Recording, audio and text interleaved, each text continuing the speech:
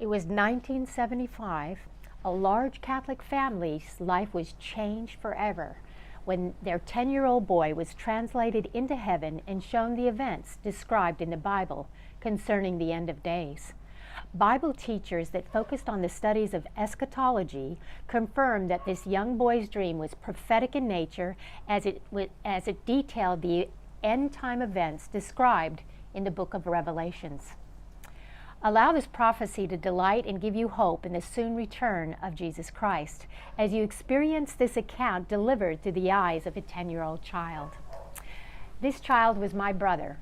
My brother passed away a few years ago at the age of 57, and this vision was given to him over 50 years ago. I'm delivering it as I'm compelled to do so because of the culmination of events that are happening right now, leading to the soon coming of Jesus Christ. The wars, rumors of wars, earthquakes, and various places.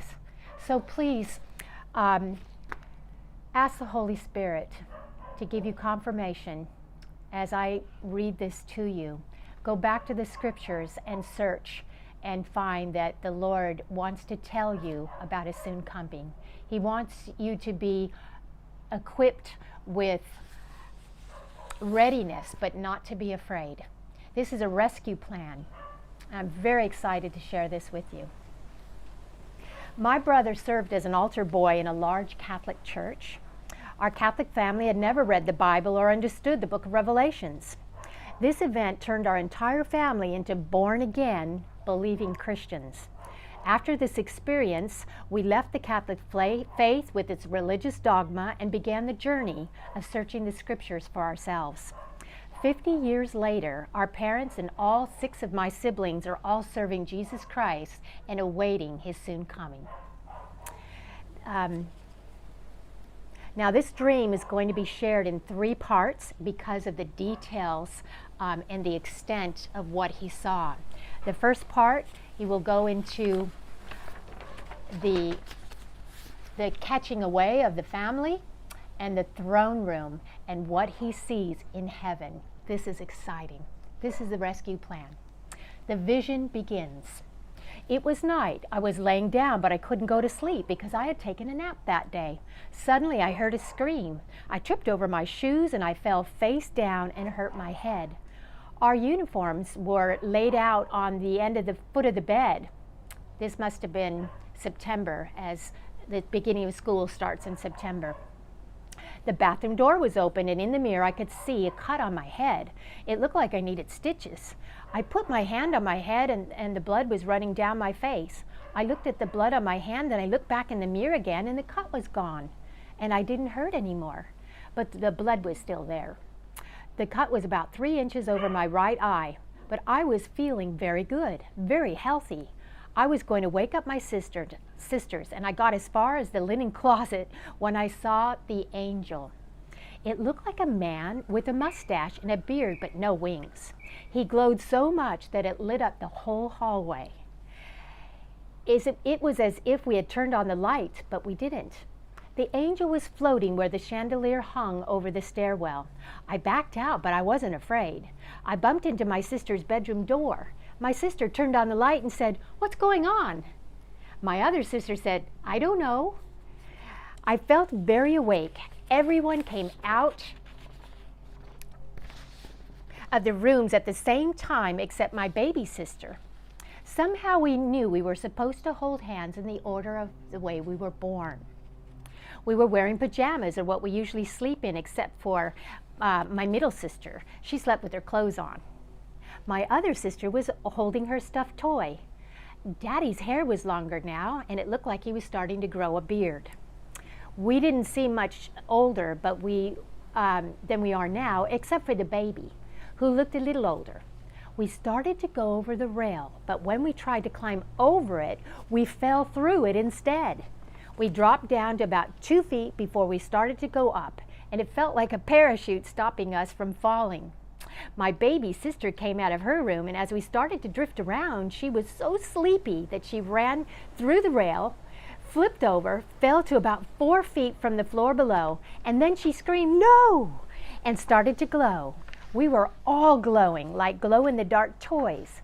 She went up faster than us, and Daddy had to catch her hand so that we could all go up together.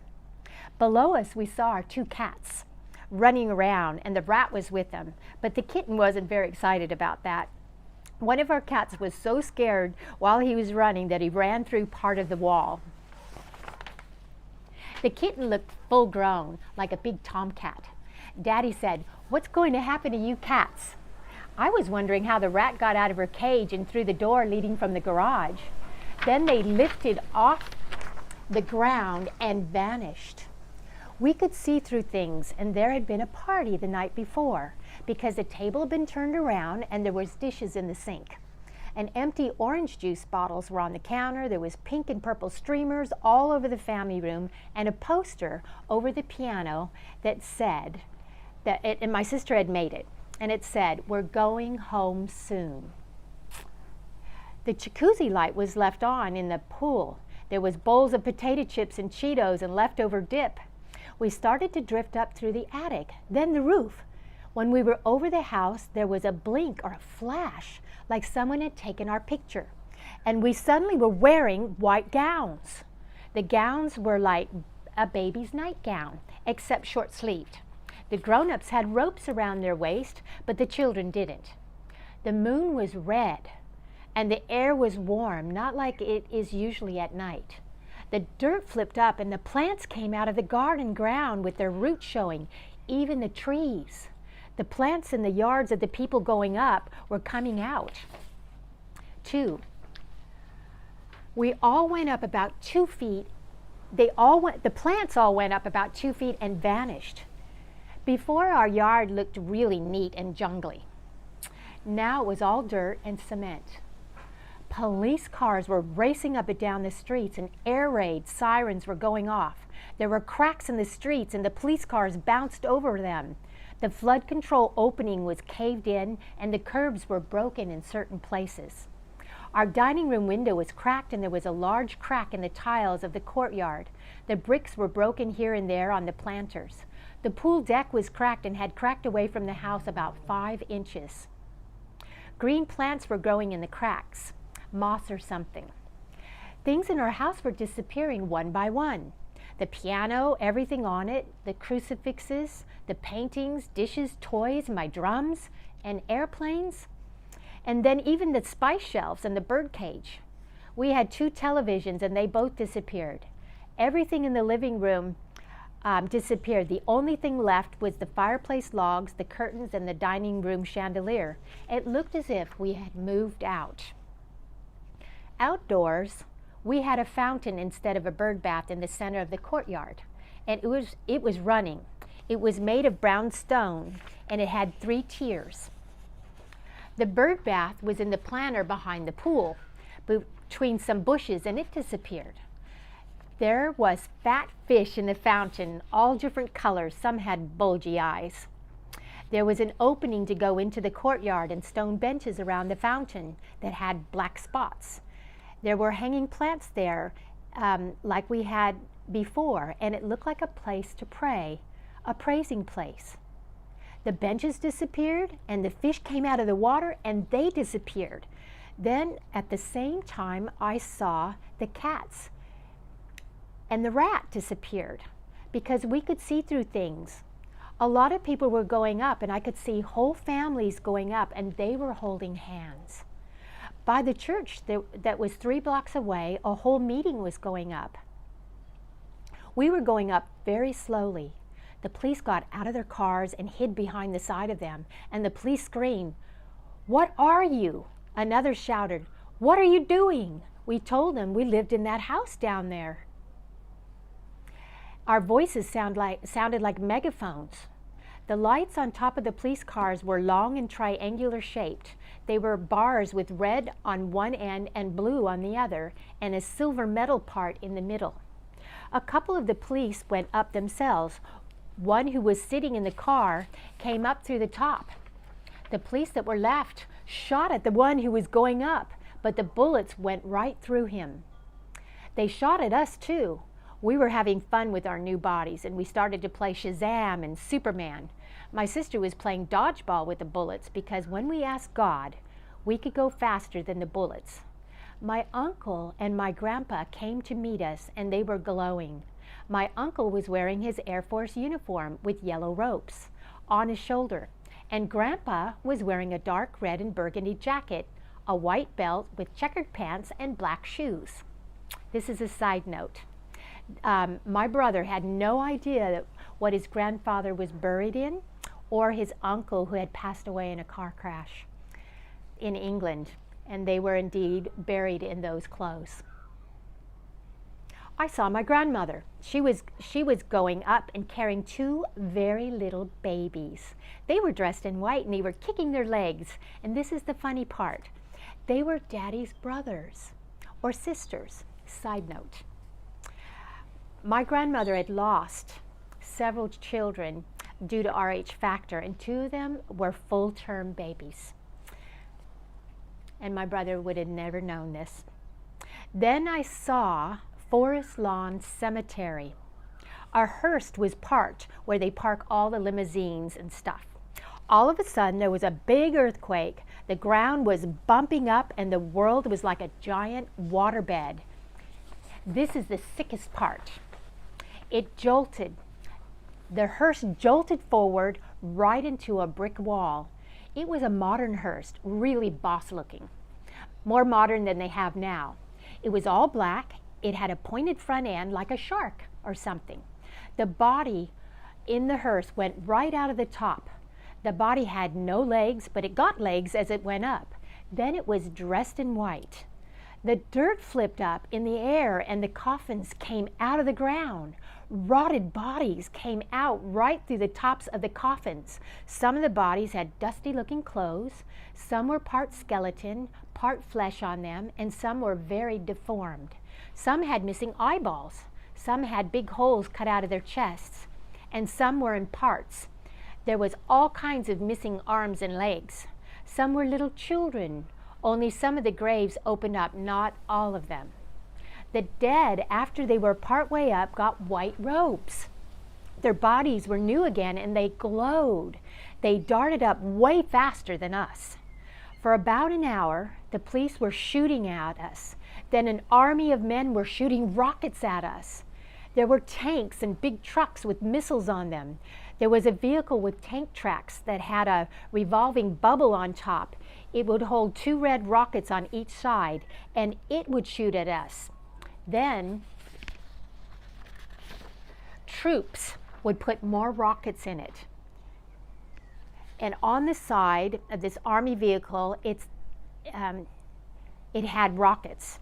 We weren't afraid of the rockets because the bullets had gone through us before. Some of the soldiers held something on their shoulders.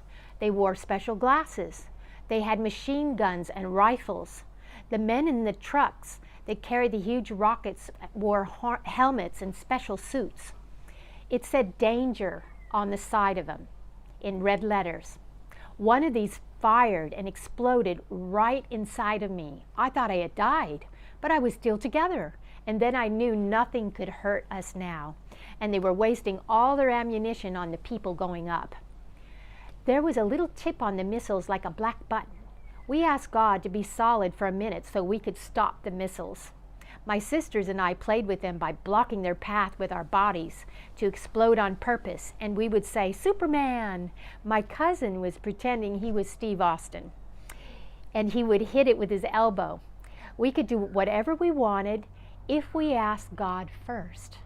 It was like he was spoiling us. I asked for strength to smash bullets. I caught them in my hand and smashed them. My cousin asked to bend missiles. He caught one and bent it and threw it down. My dad then asked God to see Grandma. This is my dad's mother-in-law.